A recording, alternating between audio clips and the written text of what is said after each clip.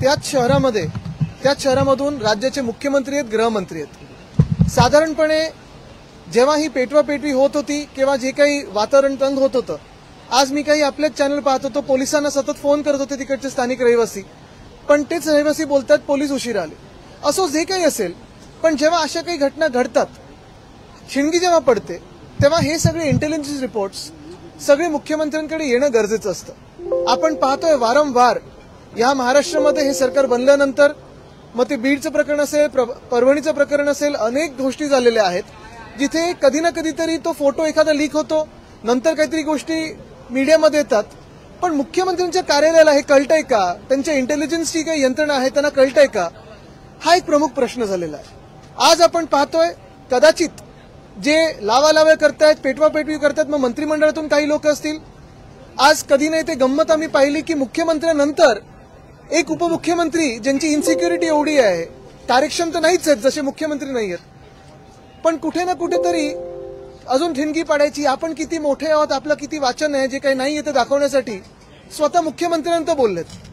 पण हे जरी असलं तरी आज कदाचित हा प्रयत्न असेल भाजपचा की महाराष्ट्राचा मणिपूर करायचा, पेटवत ठेवायचा, आणि मग जे काही थोडेफार उद्योगधंदे महाराष्ट्रात येऊ इच्छित आहेत, जी काही गुंतवणूक महाराष्ट्रात येऊ इच्छित आहे, ही देखील पाठवायची, ती गुजरातला पाठवायची.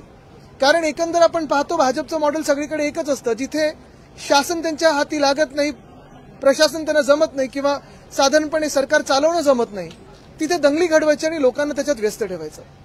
आज देशात जे प्रश्न आहेत, बेरोजगारी असेल, सेन्सेक्स असेल, निफ्टी मला वाटतं 28 वर्षात नाही तसा पडलेला आहे. महाराष्ट्रात आपण पाहतोय प्रत्येक शहरात, आज मुंबईत देखील आम्ही मुंबईचे आमदार म्हणून काही चर्चा करत होतो, पाण्याची कमतरता प्रत्येक घरात जाणवते.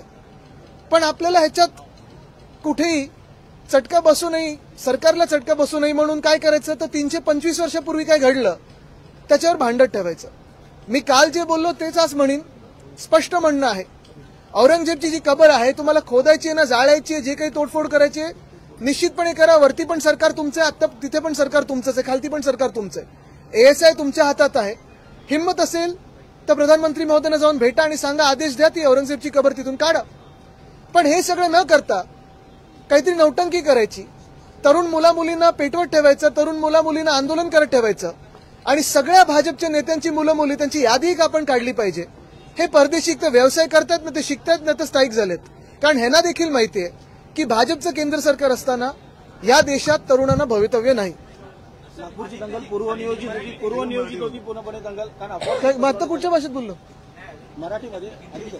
अच्छा, असं नागपूरची दंगल पूर्वनियोजित होती का? त्या संदर्भात काही वेळापूर्वी म्हणजे दंगल घडण्याआधी मोठ्या प्रमाणात अफवा देखील पसरवण्यात आल्या होत्या. बघा, हे सगळं जेव्हा होत असतं तेव्हा इंटेलिजन्स यंत्रणा, होम डिपार्टमेंट, मुख्यमंत्री कार्यालय कुठे होतं? हे तर मुख्यमंत्र्यांच्याच शहरामध्ये आहे ना. मग हे सगळं होत असताना जी जबाबदारी मुख्यमंत्र्यांनी घेतली पाहिजे प्रत्येक नागरिकाच्या सुरक्षेची, आणि अशी कुठे दंगल घडू नये म्हणून, कुठेही अफवा पसरू नये म्हणून, ठीक आहे, ते सगळं झाल्यानंतर तुम्ही हाऊसमध्ये स्टेटमेंट करता, तुमच्यानंतर उपमुख्यमंत्री बोलतात अजून पेटवापेटवी करायला, हे सगळं ठीक आहे. पण तुम्हाला सरकार चालवता येत नाही म्हणून दंगल घडू द्यायची, हे किती योग्य आहे?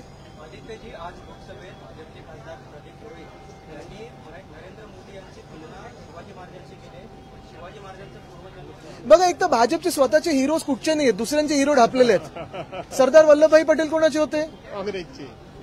कितीतरी नेते आहेत. म्हणजे आधी महात्मा गांधी